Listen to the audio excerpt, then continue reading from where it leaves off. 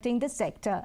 The proactive approach coupled with these high-profile events is expected to significantly increase tourist inflow into the state.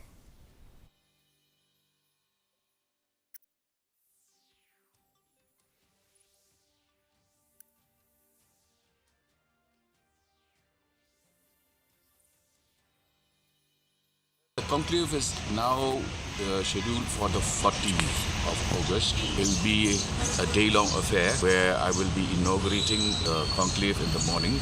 We will involve stakeholders across the entire spectrum of the tourism sector. As you are aware, major acts are on the anvil. The various tourism festivals will carry on as usual. Brian Adams will be here performing in December. Alan Walker will be here performing in September.